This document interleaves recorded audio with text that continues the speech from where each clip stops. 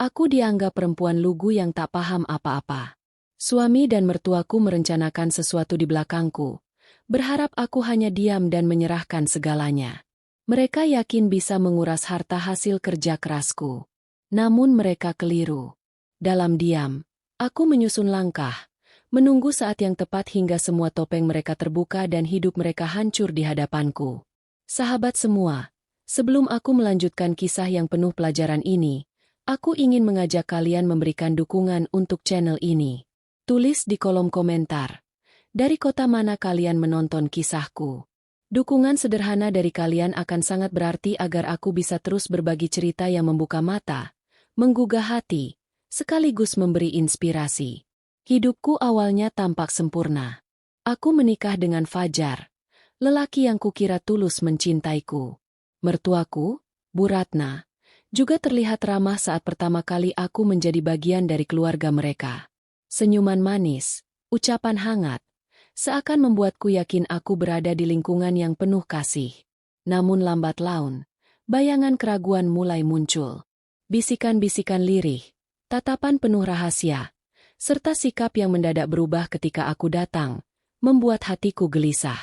Aku mencoba menepis, meyakinkan diri bahwa semua hanya hayalan. Sampai akhirnya, suatu peristiwa kecil membuka seluruh tabir rahasia, dan aku sadar, aku sedang dikhianati. Hari itu aku pulang lebih cepat dari kantor. Langkahku pelan saat menaiki tangga rumah. Namun langkah itu berhenti ketika ku dengar suara Fajar bersama Bu Ratna dari balik pintu kamar tamu. Aku berdiri terpaku, menahan napas, dan berusaha memastikan apakah telingaku tidak salah menangkap percakapan mereka. Aku sudah cek rekeningnya, Bu.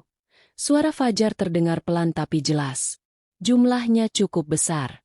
Kalau semua surat ini bisa kita alihkan, dalam waktu dekat kita bisa bebas dari masalah keuangan.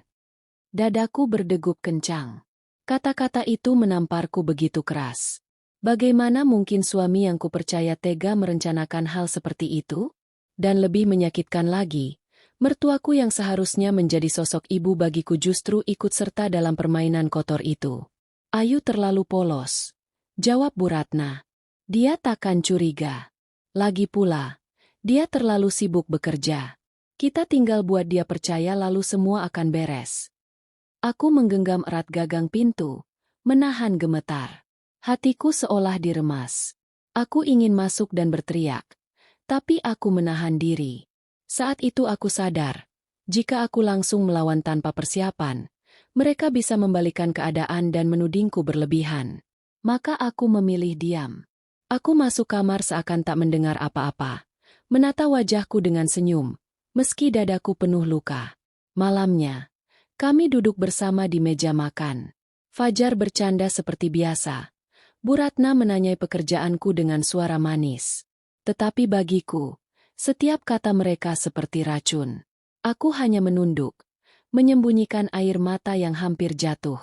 Sesekali aku memandang mereka, bertanya dalam hati, apakah semua kebahagiaan yang selama ini kurasakan hanyalah sandiwara? Sejak malam itu, aku mulai memperhatikan gerak-gerik mereka lebih seksama. Dokumen yang biasanya kutaruh di laci tiba-tiba bergeser. Ponsel Fajar yang dulu bebas kubuka kini selalu terkunci. Bahkan ada beberapa telepon masuk yang langsung ia matikan begitu aku mendekat. Semua tanda semakin jelas. Ada rencana besar yang sedang mereka siapkan, dan aku adalah sasarannya. Namun, di balik rasa sakit itu, perlahan tumbuh tekad dalam diriku. Jika mereka mengira aku hanyalah istri bodoh yang bisa dipermainkan, mereka salah besar. Aku berjanji pada diriku sendiri, aku akan buktikan bahwa perempuan yang mereka remehkan ini mampu berdiri, melawan, dan membuat mereka menyesali setiap langkah licik yang sudah mereka susun. Sejak malam aku mendengar percakapan terlarang itu, dunia seolah berubah warna. Tatapan Fajar yang dulu menenangkan kini terasa asing. Senyum yang biasanya kurindukan kini seperti bayangan dingin yang menutupi ketulusan. Setiap kali ia menggenggam tanganku, aku merasakan jarak yang tak terlihat, seakan kehangatan itu hanya pertunjukan untuk menutup kebusukannya.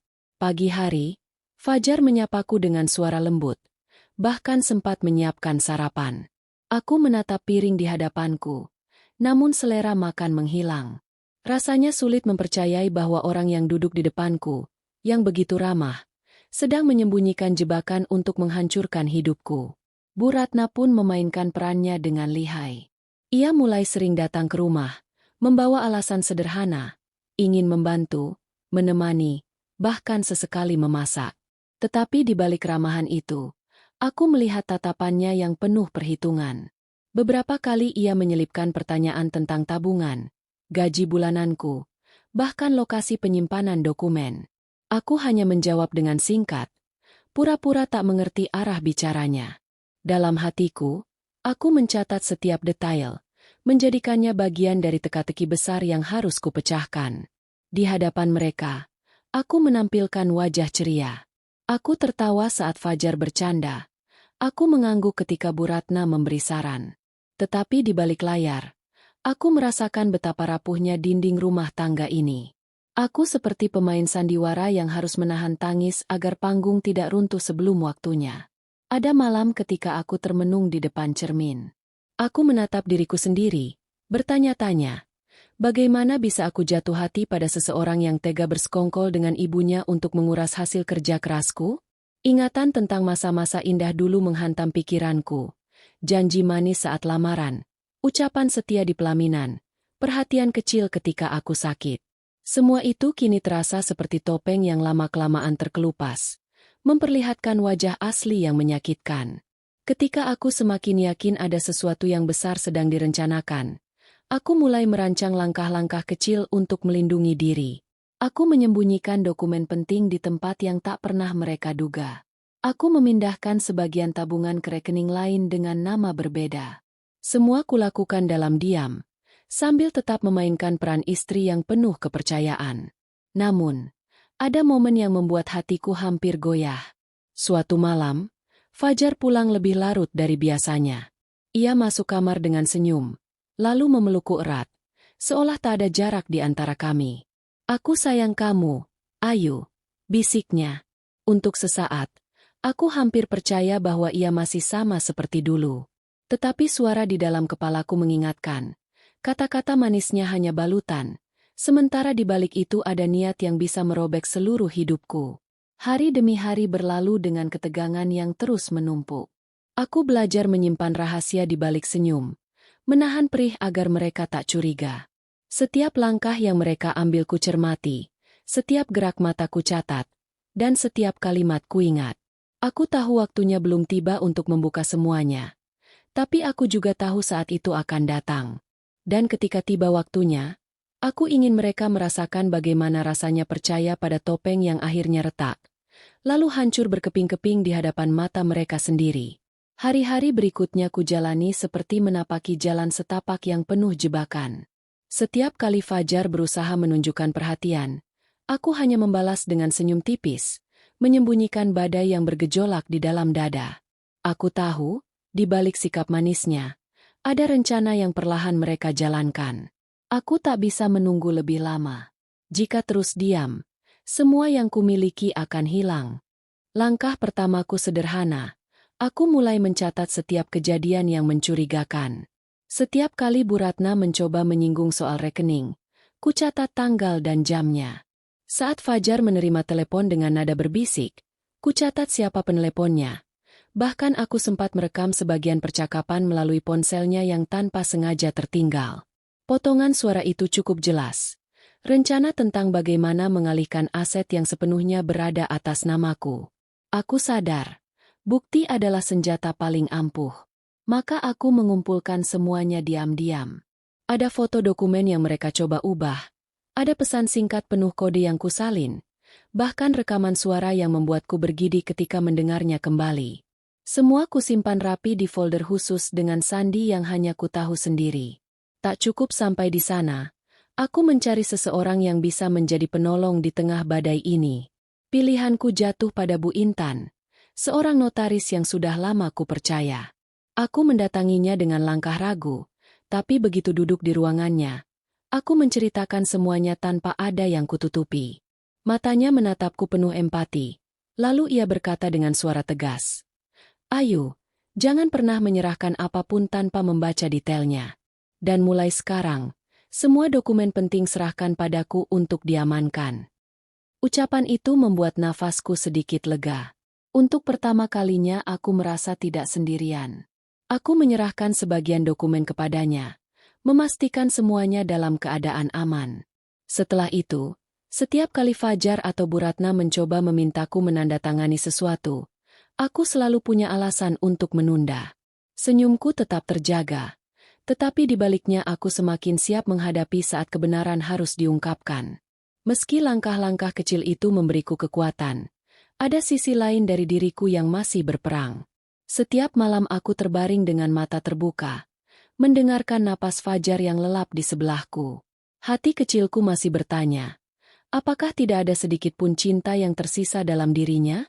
Namun setiap kali keraguan itu datang, aku kembali memutar rekaman suara mereka, mengingatkan diriku sendiri bahwa kebohongan telah menghancurkan kepercayaan yang dulu kuberikan sepenuh hati. Semakin hari, strategi mereka kian nekat. Bu Ratna bahkan mencoba membawa berkas ke rumah dengan alasan ingin membantu, membereskan urusan keluarga. Aku berpura-pura percaya, membiarkan ia berbicara panjang lebar. Sementara dalam pikiranku aku hanya menunggu waktu yang tepat untuk menjatuhkan mereka dengan bukti yang sudah kukumpulkan. Aku tahu, permainan ini belum berakhir.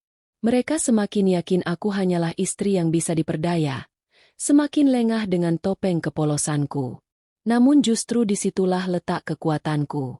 Karena saat mereka merasa paling aman, saat itulah aku akan memperlihatkan semua yang selama ini kusembunyikan.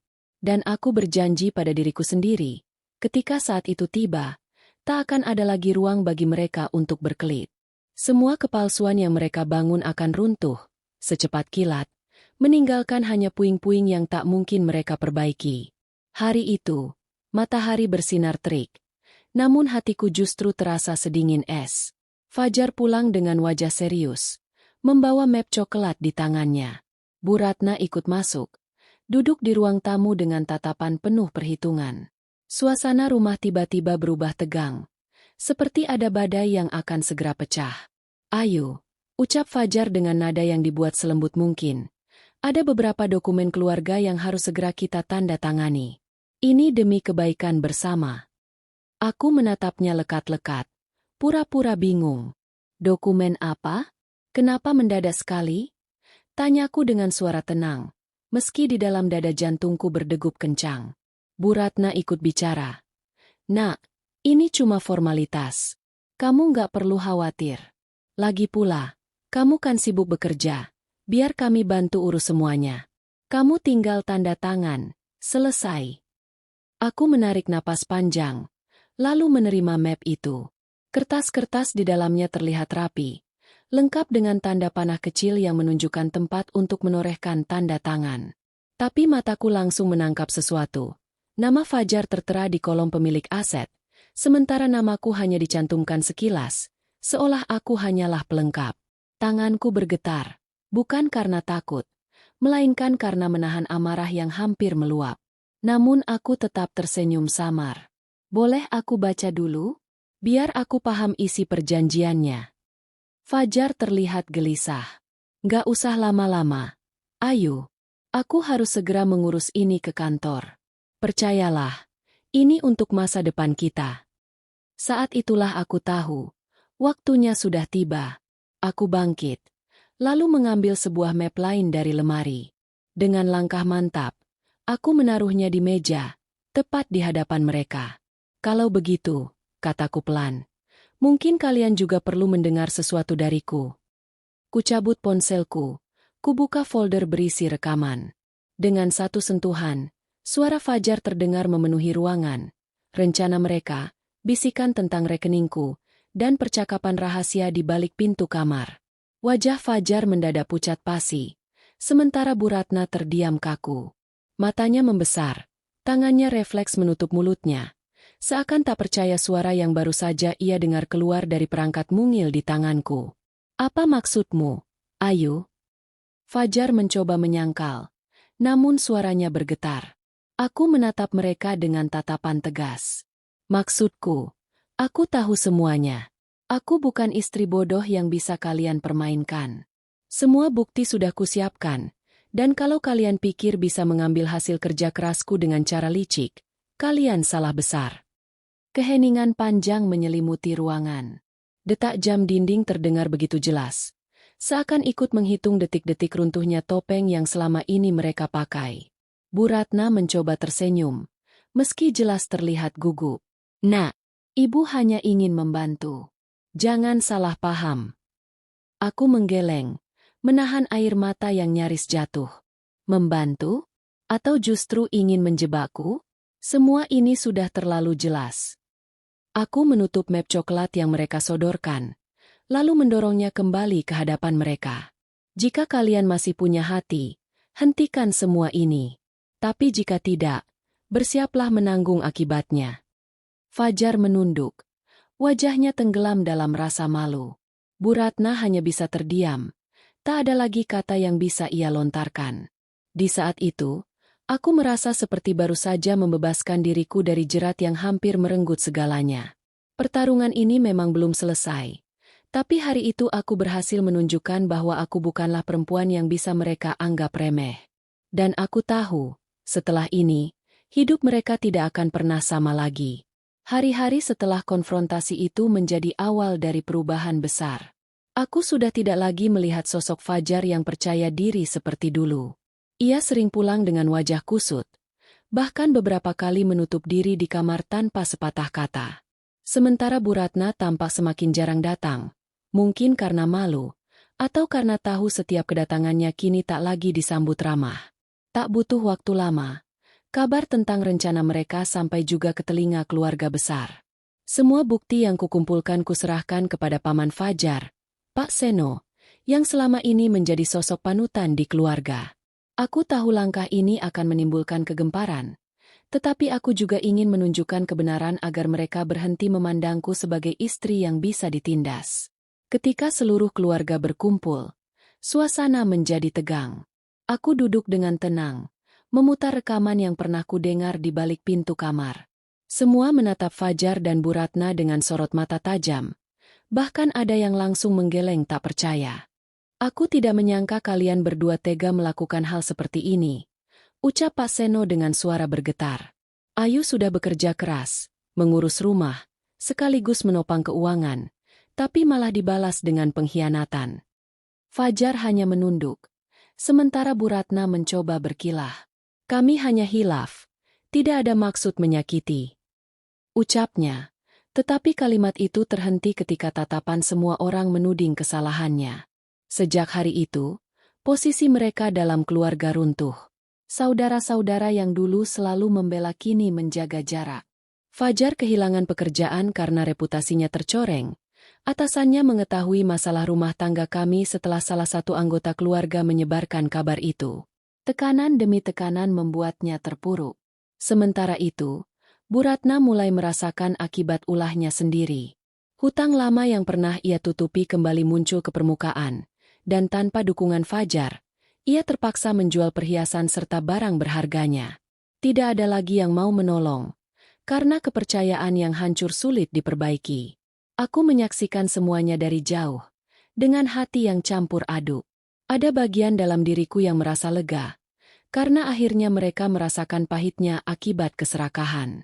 Namun ada juga rasa perih, sebab aku tak pernah membayangkan keluarga yang dulu kuanggap tempat bernaung bisa berubah menjadi sumber luka sedalam ini.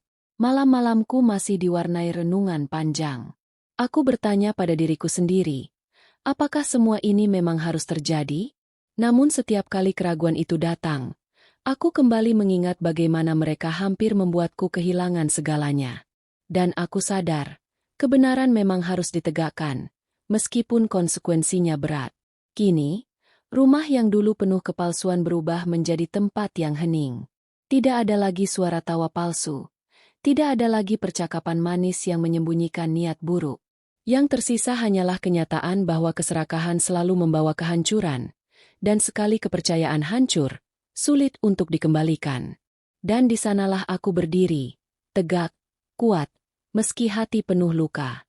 Hari-hari setelah badai itu berlalu terasa seperti berjalan di jalan panjang yang sunyi. Rumahku kini lebih sepi, tanpa suara Fajar yang dulu mengisi pagi dengan canda, tanpa kehadiran Bu Ratna yang sibuk mengatur urusan rumah tangga. Awalnya, kesunyian itu menyakitkan, seperti luka yang tak terlihat namun terus terasa. Namun perlahan, aku menemukan bahwa kesunyian justru membawaku pada ketenangan baru yang tak pernah kurasakan sebelumnya. Aku mulai menata kembali kehidupanku.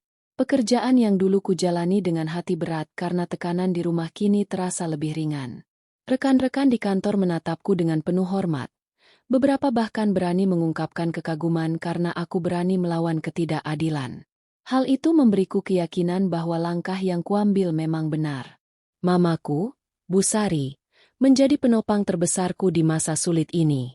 Ia sering datang, membawakan makanan kesukaanku, lalu duduk mendengarkan ceritaku tanpa menghakimi. "Nak, jangan biarkan masa lalu merenggut kebahagiaanmu. Kamu berhak hidup tenang tanpa rasa curiga," katanya suatu sore. Kata-kata itu bagai pelukan hangat yang menguatkan langkahku. Aku juga semakin dekat dengan diriku sendiri. Malam-malam yang dulu kuhabiskan dengan tangis kini kugunakan untuk membaca, menulis, dan berdoa. Ada ketenangan yang tumbuh, perlahan menutup luka lama. Meski bayangan pengkhianatan masih sesekali datang, aku belajar untuk tidak membiarkannya menguasai hatiku. Fajar sempat beberapa kali mencoba menghubungi, namun aku memilih menjaga jarak. Aku tahu, meski penyesalan mungkin datang, luka yang ia buat terlalu dalam untuk dipulihkan. Begitu pula dengan Bu Ratna, yang sekali waktu menitip pesan melalui tetangga agar aku mau memaafkannya. Aku tidak pernah membalas. Bukan karena dendam, melainkan karena aku ingin menjaga diriku sendiri dari racun yang sama. Ada hari ketika aku berjalan di taman, melihat keluarga lain tertawa bersama. Perih itu kembali menusuk, mengingatkanku bahwa mimpiku tentang rumah tangga bahagia telah runtuh. Tetapi aku tersenyum, karena aku sadar kebahagiaan tidak harus datang dari orang lain. Bahagia bisa tumbuh dari keberanian untuk menghargai diri sendiri, dari pilihan untuk berdiri tegak meski sempat dijatuhkan. Perlahan, aku belajar merajut kembali mimpi-mimpiku. Aku mulai merencanakan usaha kecil bersama sahabat lamaku, Dina, yang selalu memberiku semangat. "Kamu punya kemampuan luar biasa. Ayo, jangan biarkan masa lalu menahan langkahmu," katanya dengan mata berbinar. Kata-kata itu membuatku merasa hidupku masih penuh kemungkinan, meski pernah dilanda badai. Kini aku menatap ke depan dengan hati yang lebih kuat.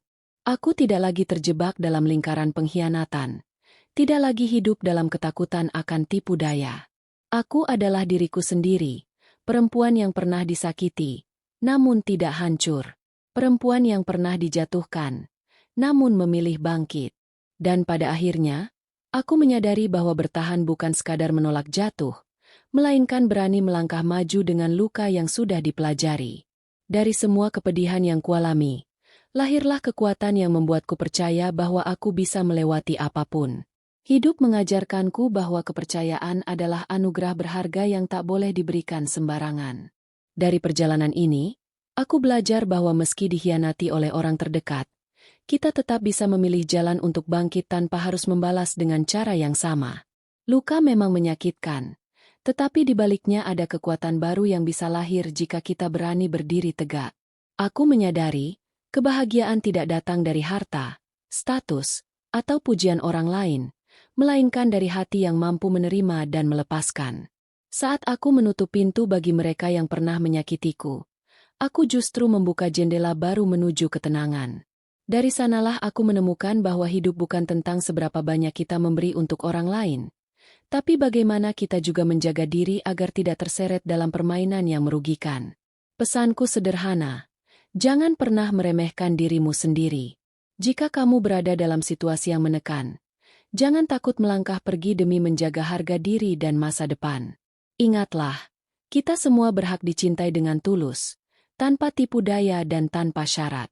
Terima kasih sudah menyimak kisah ini hingga akhir. Semoga cerita yang kubagikan bisa menjadi cermin dan pengingat bagi kita semua. Jangan lupa untuk selalu menjaga hati, menghargai diri sendiri, dan percaya bahwa setelah badai selalu ada pelangi. Sampai jumpa di video berikutnya.